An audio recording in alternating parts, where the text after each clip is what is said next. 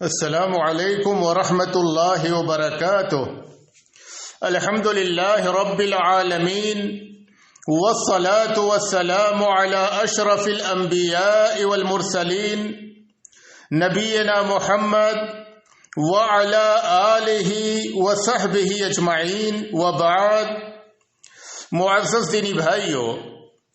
جیسا کہ پچھلے پروگرام میں آپ کے سامنے اس بات کا ذکر ہوا تھا کہ گناہ یہ انتہائی خطرناک، انتہائی مہلک اور ایک بندے مسلم کے لیے تباہ کن ہے۔ آج کے پروگرام میں اس بات کا ذکر ہوگا کہ وہ مسلمان جس نے اپنی زندگی کو گناہوں میں گزارا ہو اور گناہوں کی پاداش میں بہت ساری مشکلات و مصائب کا شکار ہو چکا ہو، گناہوں کی نحوست نے اسے گھیر لیا ہو اور آخرت میں عذاب جہنم سے ڈر رہا ہو، وہ مسلمان کس طریقے سے اپنے آپ کو گناہوں کی نحوست سے اور گناہوں کے وبال سے پاک و صاف کر سکتا ہے، کس طریقے سے گناہ کی تباہ کاریوں اور گناہ کی ہلاکت خیزیوں سے اپنے آپ کو بچا سکتا ہے۔ تو ان میں سے سب سے پہلا نسخہ یہ ہے کہ وہ مسلمان جس نے گناہوں کا ارتکاب کیا ہو اور اپنی زندگی کے کچھ حصے کو گناہوں میں گزارا ہو، اس بندے مسلم کو چاہیے کہ وہ اللہ تبارک و تعالی کی بارگاہ میں سچی توبہ کرے، اللہ تبارک و تعالی کی بارگاہ میں خلوص دل کے ساتھ توبہ کرے تاکہ وہ گناہوں کی نحوست سے اپنے آپ کو بچا سکے۔ اللہ نے قرآن کریم میں مومنوں کو خطاب کیا اور فرمایا، یا ایھا الذین آمنوا توبوا الی اللہ توبۃ نصوحا،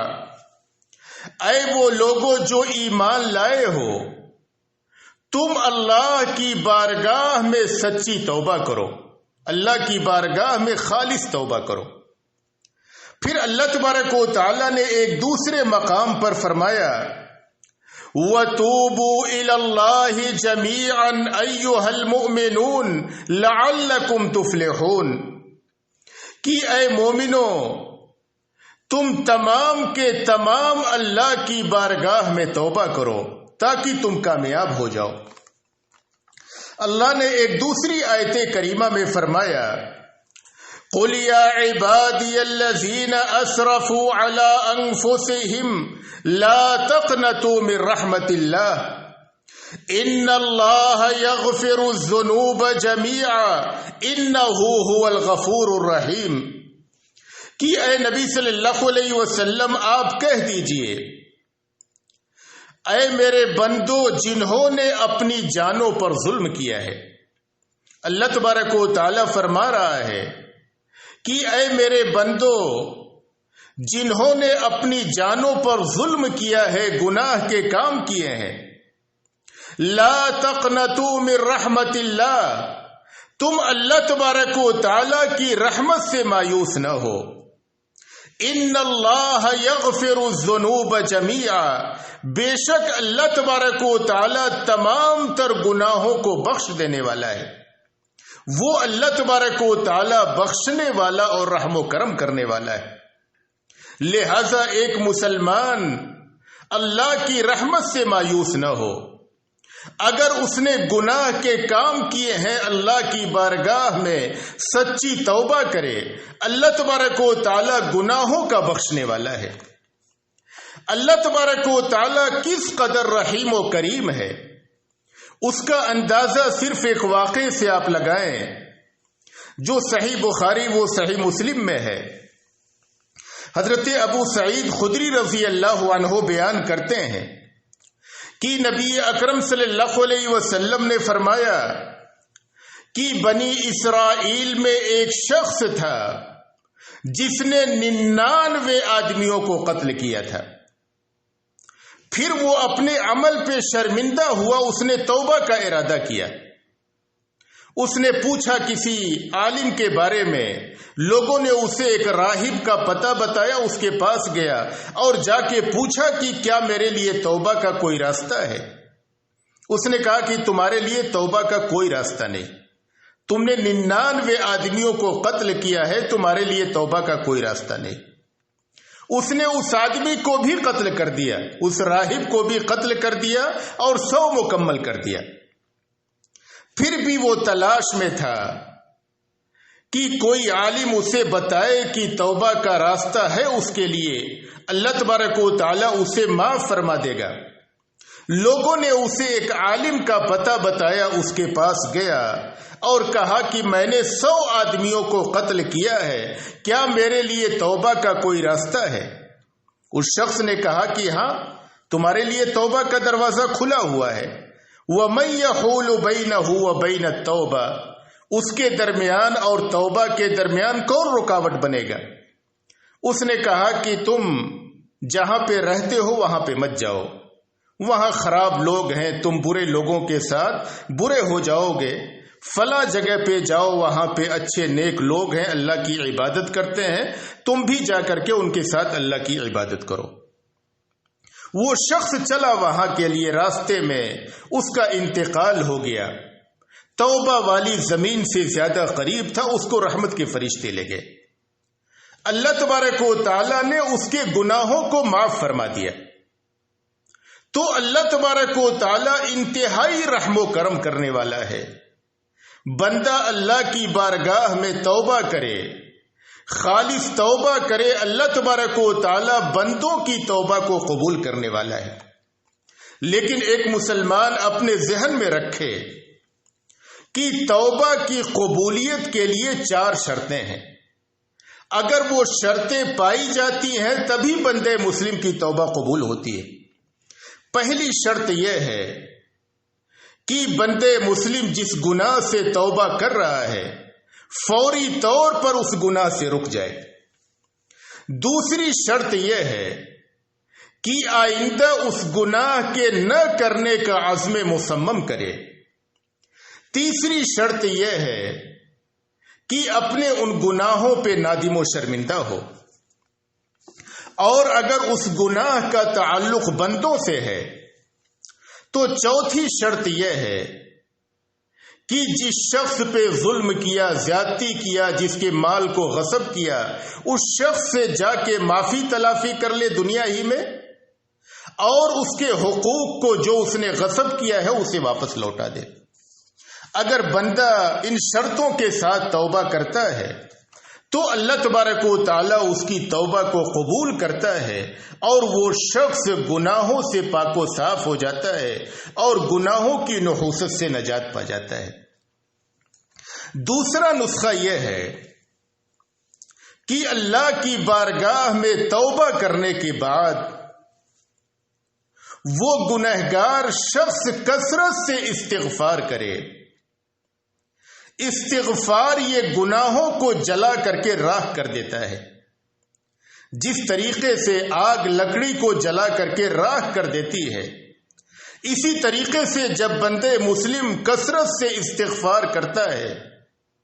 تو وہ گناہوں کی نحوست سے نجات پا جاتا ہے۔ اللہ تبارک و تعالیٰ اس کے گناہوں کو معاف بھی کر دیتا ہے اور اس کے گناہوں پہ پردہ بھی ڈال دیتا ہے۔ اللہ نے قرآن کریم میں مومنوں کو استغفار کا حکم دیا اور فرمایا وَاسْتَغْفِرُ اللَّهَ إِنَّ اللَّهَ غَفُورٌ رَحِيمٌ، تم اللہ تبارک و تعالیٰ کی بارگاہ میں استغفار کرو، یعنی اپنے گناہوں کی معافی کا سوال کرو۔ بے شک اللہ تبارک و تعالیٰ گناہوں کا بخشنے والا اور رحم و کرم کرنے والا ہے۔ اور اللہ نے ایک جگہ نبی اکرم صلی اللہ علیہ وسلم کو استغفار کا حکم دیا اور فرمایا وَاسْتَغْفِرِ اللَّهَ إِنَّ اللَّهَ كَانَ غَفُورًا رَحِيمًا، آپ اللہ تبارک و تعالیٰ سے استغفار کیجئے، بے شک اللہ تبارک و تعالیٰ بخشنے والا اور رحم و کرم کرنے والا ہے۔ اللہ نے قرآن کریم کی ایک آیت کریمہ میں فرمایا وَمَن يَعْمَلْ سُوءًا أَوْ يَظْلِمْ نَفْسَهُ ثُمَّ يَسْتَغْفِرِ اللَّهَ يَجِدِ اللَّهَ غَفُورًا رَحِيمًا کہ جو آدمی گناہ کا کام کر بیٹھے یا یہ کہ اپنی جان پر ظلم کر بیٹھے گناہ کے ذریعے سے، پھر وہ اللہ تبارک و تعالی سے استغفار کرے، اپنے ان گناہوں کی معافی کا سوال کرے،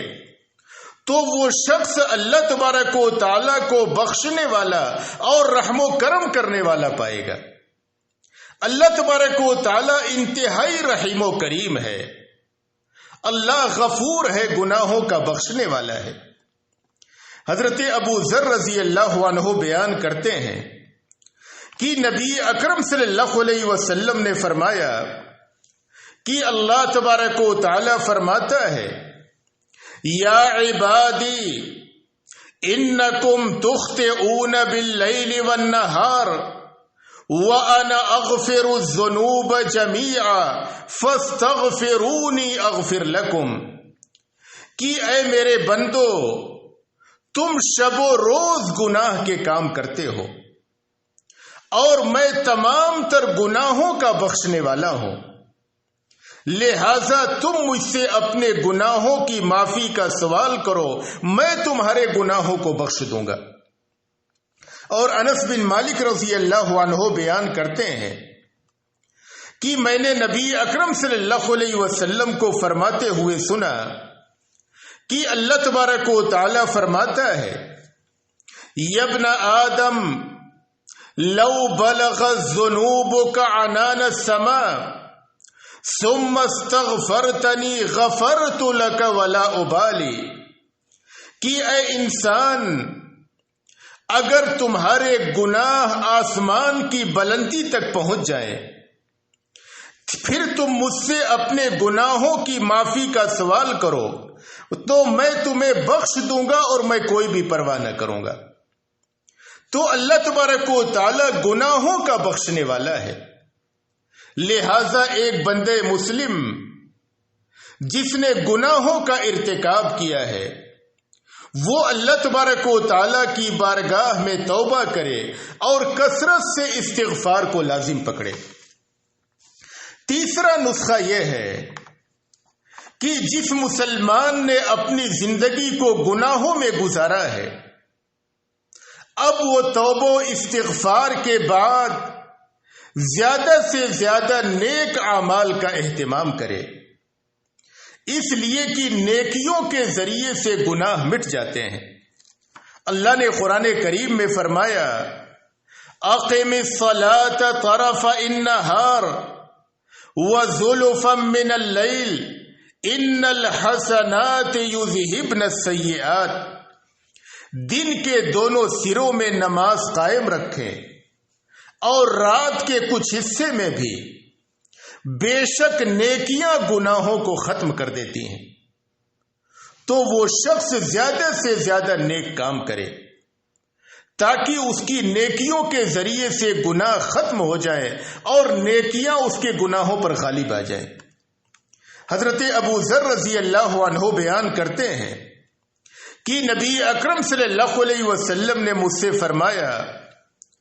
اتق اللہ حیثما کنت واتبع السیئۃ الحسنۃ تمحوها وخالق الناس بخلق حسن کہ اے ابو ذر تم جہاں کہیں بھی رہو اللہ سے ڈرتے رہو، اور جب تم سے گناہ ہو جائے تو گناہ کے بعد نیکی کر لیا کرو، یہ نیکی اس گناہ کو مٹا دے گی، اور لوگوں سے اچھے اخلاق کے ساتھ پیش آؤ۔ تو نیکیوں کے ذریعے سے گناہ ختم ہو جاتے ہیں۔ حضرت ابو ہریرہ رضی اللہ عنہ بیان کرتے ہیں کہ نبی اکرم صلی اللہ علیہ وسلم نے فرمایا الصلوات الخمس والجمعۃ الی الجمعہ ورمضان الی رمضان مکفرات ما بینہن اذا اجتنبت الکبائر کی 5 نمازیں اور ایک جمعہ سے دوسرے جمعہ تک اور ایک رمضان سے دوسرے رمضان تک کے گناہ معاف کر دیے جاتے ہیں۔ بندے مسلم نے ایک نماز پڑھی، جب دوسری نماز پڑھتا ہے تو اس نماز کے ذریعے سے بیچ میں جو گناہ ہوئے معاف ہو جاتے ہیں۔ بندے مسلم نے ایک جمعہ پڑھا، پھر دوسرا جمعہ پڑھا، اس بیچ میں جو گناہ ہوئے اس جمعہ کے ذریعے سے، اس نیکی کے ذریعے سے معاف ہو جاتے ہیں۔ ایک مسلمان نے رمضان کے روزے رکھے، عبادات کی، دوسرے رمضان میں پھر روزے رکھتا ہے، بیچ میں پورے سال کے گناہ ان روزوں کی وجہ سے معاف ہو جاتے ہیں۔ آپ نے فرمایا اذا اجتنبت الکبائر، جب کبیرہ گناہوں سے اجتناب کیا جائے، کبیرہ گناہ کے لیے توبہ شرط ہے۔ تو بندے مسلم جس نے گناہوں کا ارتکاب کیا ہو وہ مایوسی کا شکار نہ ہو۔ اللہ تبارک و تعالیٰ کی رحمت انتہائی وسیع ہے، وہ اللہ تبارک و تعالیٰ کی بارگاہ میں توبہ کرے، کثرت سے استغفار کو لازم پکڑے اور زیادہ سے زیادہ نیکیوں کا اہتمام کرے، اللہ تبارک و تعالیٰ اس کے گناہوں کو بخش دیں گے اور وہ گناہوں کی نحوست سے اور گناہوں کے وبال سے اور اس کی تباہ کاریوں سے نجات پا جائے گا۔ اللہ تبارک و تعالیٰ سے دعا ہے کہ اللہ تبارک و تعالیٰ ہمیں زیادہ سے زیادہ توبہ و استغفار اور زیادہ سے زیادہ نیک اعمال کے اہتمام کی توفیق عطا فرمائے، اور جب تک اس دنیا میں رکھے ایمان و اسلام پہ رکھے، اور جب ہمارا خاتمہ ہو ایمان و اسلام پہ ہو۔ وآخر دعوانا ان الحمد للہ رب العالمین۔